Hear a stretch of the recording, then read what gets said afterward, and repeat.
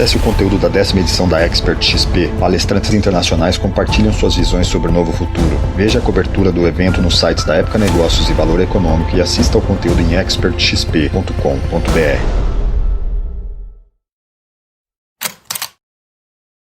Combateremos com denodo o marxismo cultural, hoje presente em instituições de educação básica e superior. Trata-se de uma ideologia materialista, alheia aos nossos mais caros valores de patriotismo e de visão religiosa do mundo.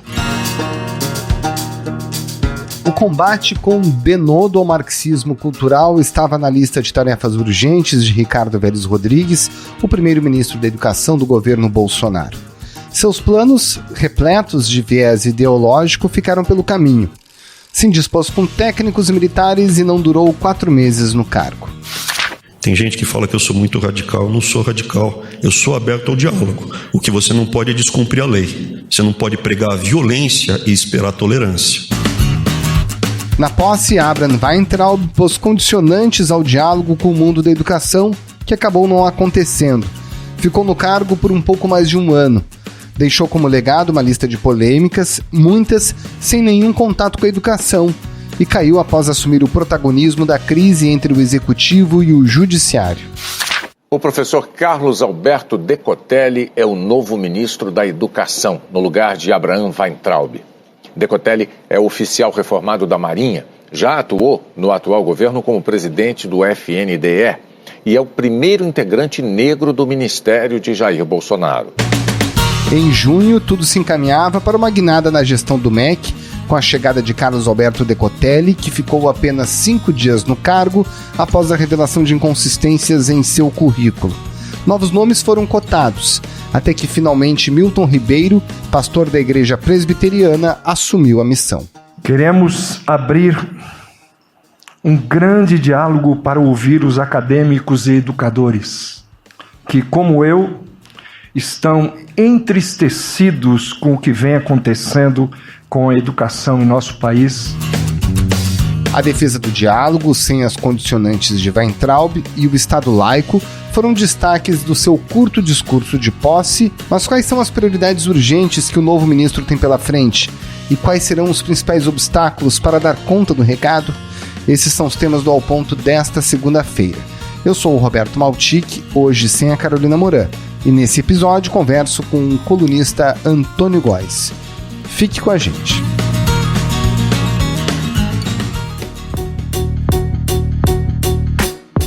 Antônio Góes, novo ministro da Educação Milton Ribeiro, assume o ministério um verdadeiro campo minado no campo do diálogo.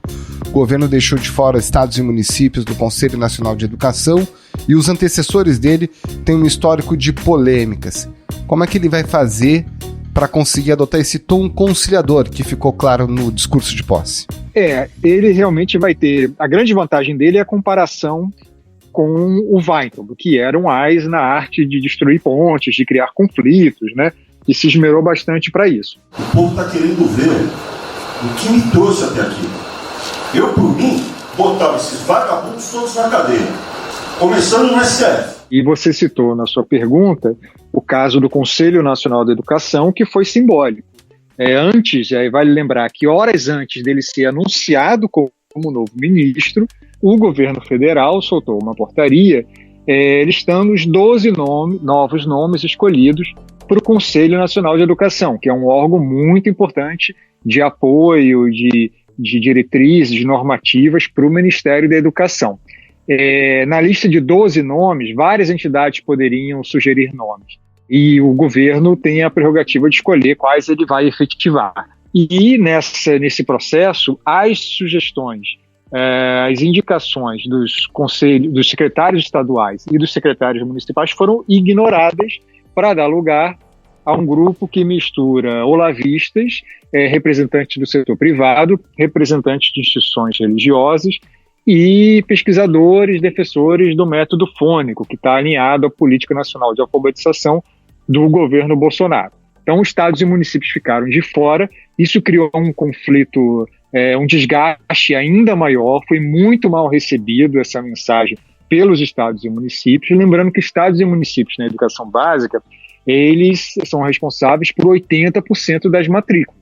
Então, se um governo quer realmente, mais do que fazer espuma e fazer barulho, ter uma política que efetivamente chegue na ponta, é muito difícil você fazer isso se você não estiver bem articulado com estados e municípios. O novo ministro assumiu, o discurso de posse teve um tom conciliador, as poucas mensagens que ele deu até agora em redes sociais também têm um tom conciliador, mas ele vai precisar de muito mais do que lábia para poder reconstruir essas pontes. Ele vai precisar realmente mostrar, se é que ele realmente quer isso, né? Ele vai precisar mostrar que ele, de fato, vai ouvir, vai escutar, vai dialogar com estados e municípios na formulação das políticas públicas. E ainda tem uma questão. A gente está partindo do pressuposto, fazendo aqui um exercício de boa vontade, de que ele realmente quer isso. Partindo do pressuposto de que ele realmente quer, tem ainda a dúvida se ele será capaz de fazer isso, porque essa decisão do governo federal de excluir estados e municípios, ela reflete um posicionamento do governo e dentro do Ministério da Educação de setores que não acham que é prioridade você dialogar com estados e municípios, que acham que o mais importante é você tentar impor a agenda que eles consideram adequada, mas acham mais importante do que dialogar, eles acham que é preciso impor. E, Antônio, o diálogo vai ser fundamental agora, né? No curtíssimo prazo, tanto para a retomada das escolas nesse período de pandemia, como pela preparação do Enem, né?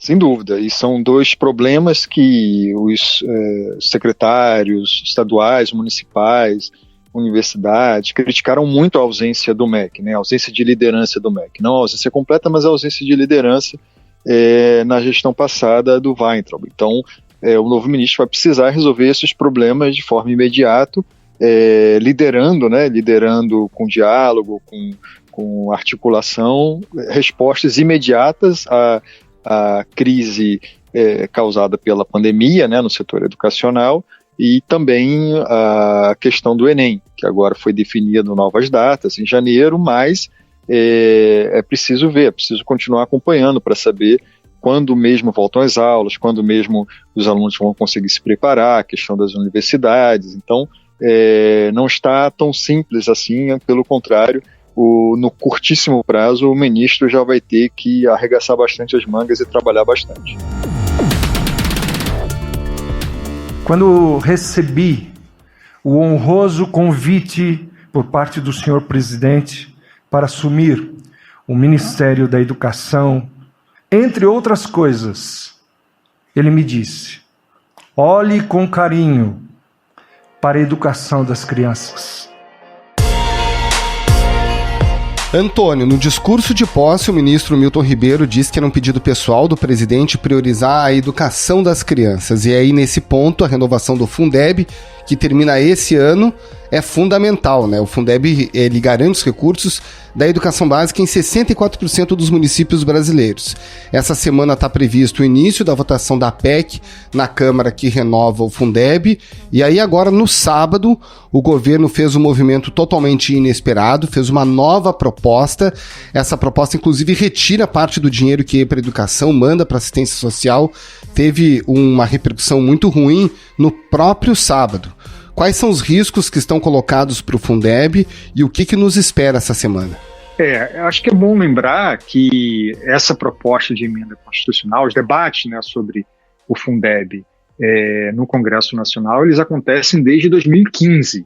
Então, os parlamentares, os governos que passaram, né, desde então no Executivo, têm discutido isso desde 2015.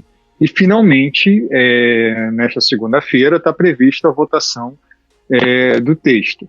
O governo federal, no fim de semana, ou seja, aos 45 do segundo tempo, apresentou uma proposta para os líderes de partidos que altera profundamente a proposta da relatora, a professora Dorinha, do Democratas de Tocantins. Perdeu-se um tempo enorme na atual legislatura, já no governo Bolsonaro, perdeu-se um tempo enorme de discussão, no caso do MEC, né, por causa principalmente da péssima relação do Weintraub com o Congresso Nacional.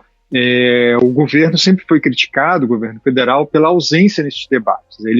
Ele participava muito pouco desses debates, teve pouca participação, e de repente, aos 45 do segundo tempo, ele resolve vir com uma proposta que altera muito profundamente a proposta que vai ser votada nesta semana. E a principal alteração, desde o início dos debates do Fundeb, a principal questão sempre foi o percentual que o governo federal vai colocar no fundo. Essa sempre foi a questão mais delicada. Municípios e estados pedem que o governo federal contribua com mais recursos e o governo federal sempre relutou a fazer isso. Atualmente, no atual Fundeb em vigor, esse percentual é de 10%, ou seja, para cada R$100 do fundo, 10 vem do governo federal. O fundo, estamos falando aí de algo em torno de 150 bilhões de reais todo ano. Então é muito dinheiro, dinheiro importantíssimo, principalmente para os municípios mais pobres, que necessitam mais dessa complementação da União. A proposta que deve ser votada no Congresso, ela amplia de 10% para 20%. Várias entidades do setor educacional, municípios, queriam mais, queriam 40%, 30%. 20% foi o que se entendeu que era viável de ser votado, de ser aprovado. Só que o que o governo federal quer? Ele não está, sem dizer que está mexendo no 20%, ele fere de morte esse aumento. Por quê? Porque desses 20% ele quer colocar, na verdade, de todo o fundo, o governo federal está propondo colocar 5%, utilizar 5% do fundo para programa de transferência de renda, ou seja, para Bolsa Família, para dar dinheiro direto para as famílias mais pobres. Ninguém é contra, ou quase ninguém é contra que mecanismos como esses, que são muito importantes no alívio da pobreza, ainda mais em situações como a gente está vivendo hoje, mas não faz o menor sentido isso vir dentro de uma discussão de um fundo para financiar a educação. O dinheiro da transferência de renda tem que vir de outra fonte. E não de um fundo previsto para financiar a educação. Não faz o menor sentido. E o que o governo quer com isso é aproveitar que o Fundeb ficou fora da lei do teto de gastos. Então, é uma maneira do governo também conseguir driblar o teto de gastos, colocando dinheiro de transferência de renda, mas ao custo da educação, ao custo do dinheiro que deveria ir para pagamento de professor, para melhoria de infraestrutura de escola. Então é isso que está em risco, é isso que está em jogo nessa votação que deve acontecer essa semana. E ainda deixa o ano que vem, o ano de 2021, sem resguardo algum, né? Não está claro que regra que valeria, segundo essa nova proposta, que certamente o governo vai se valer do próprio Centrão para ver se consegue aprovar o interesse, no caso da equipe econômica, né? Pois é, a gente vai ver aí qual é a força, né, o quanto que o Centrão realmente é alinhado ao governo num tema como esse, que teve bastante articulação. O presidente da Câmara, o Rodrigo Maia, defende os 20%, né, já se posicionou aí contrário a essa ideia de colocar dinheiro de transferência de renda dentro do Fundeb. As propostas do governo devem enfrentar resistência na Câmara. A relatora criticou as mudanças. Até a própria proposta surgir na véspera de uma votação de uma emenda constitucional, de uma proposta que é de 2015, que 2017, 2018, 2019, 2020 está em debate, parece até um desrespeito com o Congresso e com a própria educação. Então a gente vai ver aí o quanto que o governo vai ter força, o quanto que com essa parceria aí com o Centrão, mas não está claro qual é o posicionamento dos líderes do partido, especialmente esses líderes do partido do Centrão, que são sempre importantes em qualquer votação. A gente vai ter que ver aí como é que vai ficar a articulação política do governo, as forças que se colocam contrária a essa tentativa, que na minha opinião é muito ruim para o Fundeb, é um truque, né, que estão fazendo ali para que o governo não aumente tanto como sempre resistiu, né, o caso do governo federal, que não aumente tanto os recursos que ele quer colocar no Fundeb. O que você entendeu que fica para 2021 nessa proposta do governo? Assim, o problema é que a proposta que foi apresentada para os líderes do Congresso nessa semana, para os líderes de partidos, ela simplesmente não menciona o que vai acontecer com o Fundeb no ano que vem, no ano de 2021. Então, o governo não veio a público ainda explicar qual era a proposta dele. Eu desconfio assim, que o governo não seja tão insano ao ponto de simplesmente não haver Fundeb no ano que vem. Isso seria catastrófico, seria municípios, principalmente municípios mais pobres, com pouca capacidade de financiamento, teriam que fechar escolas, simplesmente fechar escolas, deixar de atender alunos que têm o direito constitucional de serem atendidos. Seria realmente assim, um baque, um golpe mortal na educação em 2021, não ter nada. O que talvez, e não há sinalização do governo com relação a isso, mas o que talvez o governo esteja propondo é que o fundo seja, o atual fundo continue com as mesmas regras no ano que vem. Me parece talvez a única coisa mais próximo de algo sensato dentro dessa proposta do governo. Mas isso não está claro. Isso não foi explicitado, e mostra mais uma vez assim, a inadequação de você apresentar uma proposta num sábado, depois de 5 anos de tramitação, e na atual legislatura, 1 ano e meio que o governo poderia ter apresentado essa proposta, ele apresenta na véspera de uma votação muito importante para o setor educacional, sem esclarecer dúvidas como essa que você está colocando.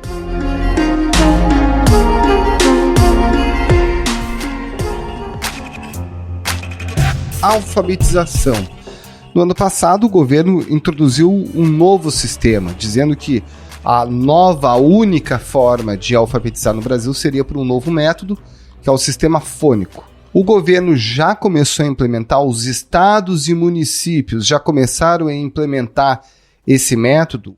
Olha, isso não acontece de uma hora para outra, né? O que o governo fez no ano passado, né, eles fizeram uma grande conferência que deu base à Política Nacional de Alfabetização. Nesse debate sobre alfabetização, eu acho que, aí estou dando uma opinião muito pessoal minha, eu acho que também há muito preconceito dos dois lados do debate. Primeiro, tem uma visão, na minha opinião, tosca, uma leitura de que os problemas da alfabetização no Brasil acontecem porque, de uma hora para outra, as escolas resolveram adotar o construtivismo. O governo fala, parte do governo, a ala ideológica, adora mirar em Paulo Freire. Muito formado aqui, em cima dessa filosofia aí do Paulo Freire da vida, esse energúmeno aí, né? Como se fosse essa a causa dos nossos problemas educacionais na alfabetização. Essa questão dos métodos é uma guerra no mundo todo, tanto que nos Estados Unidos ela ganhou inclusive o nome de Reading Wars, né, as guerras de leitura. E no Brasil ela também ela é bastante intensificada.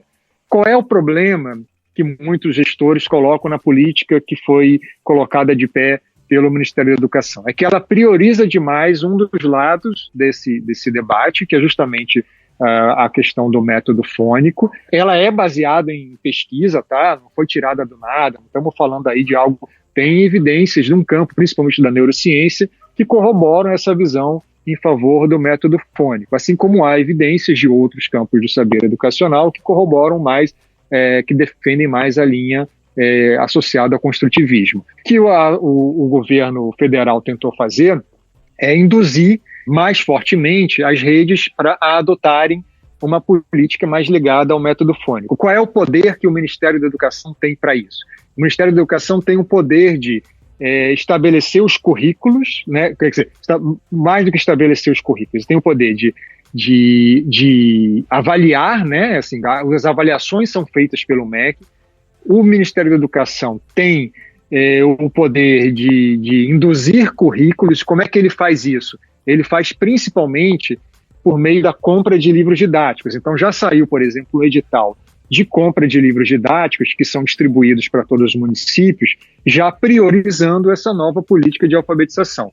Agora, só para a gente ter uma ideia da complexidade do que é o setor educacional, para isso chegar na ponta, ou seja, as escolas os professores que alfabetizam estão principalmente em escolas municipais.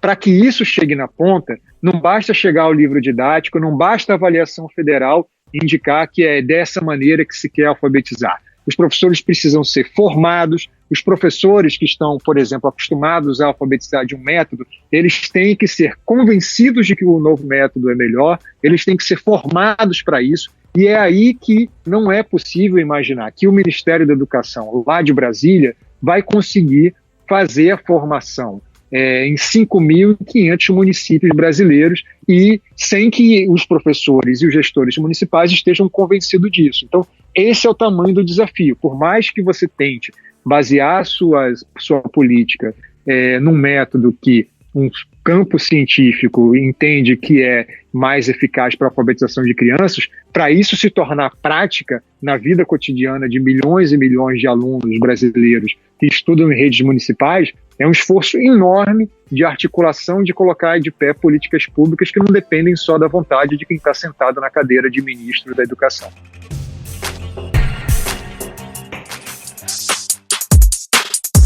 Praticamente, se a gente falou no início em campo minado, há um campo detonado, destruído na relação das universidades federais com o Ministério da Educação, né? Uma série de acusações, uma verdadeira guerra política. As universidades hoje sofrem com uma série de problemas. Como é que se recupera essa relação a partir de agora? O que dá para ser feito? Olha, assim, na educação básica, ele já tem um desafio, o novo ministro já tem um desafio enorme de reconstruir pontes.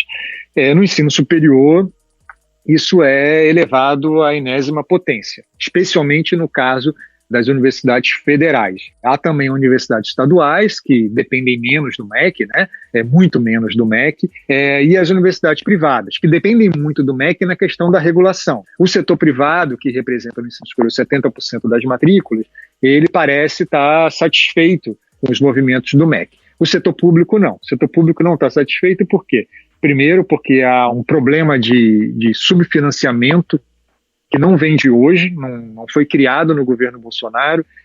Desde 2014, 2015, ainda na gestão Dilma, as universidades têm perdido muitos recursos e elas perdem recursos para manutenção porque o governo não pode mexer nos recursos de pagamento de pessoal. Então, o orçamento das universidades fica cada vez menor da parte que sobra para manutenção e custeio, né? Fazer investimento, fazer pesquisa e tal. A sinalização do governo federal no programa Futuris, apresentado na gestão Weintraub ainda, era de tentar resolver parte desse problema integrando as universidades mais ao setor privado. Mas o Futuris tem pouca possibilidade de avançar muito na Câmara Federal, ele precisa ser aprovado em lei. E as universidades federais reclamam da falta de recursos. Além disso, tem a reclamação com o estilo Weintraub, né, que, vamos lembrar, Weintraub falava que as universidades faziam balbúrdia, disse que as universidades mantinham vastos campos de plantação de maconha e de drogas sintéticas. Essa frase é textual. Você pega laboratórios de química, uma faculdade de química não era um centro de doutrinação, desenvolvendo o laboratório de droga sintética, de metanfetamina. Isso tudo agride de maneira... Era um governo muito conflituoso com as universidades federais, não apenas no manejo dos recursos públicos, mas também na própria verborragia típica do Weintraub. Vamos ver o que vai acontecer com o novo ministro agora. Antônio Góes, muito obrigado pela sua participação aqui no Ao Ponto e uma ótima semana. Para você também, Maltic, e para os ouvintes do Ao Ponto.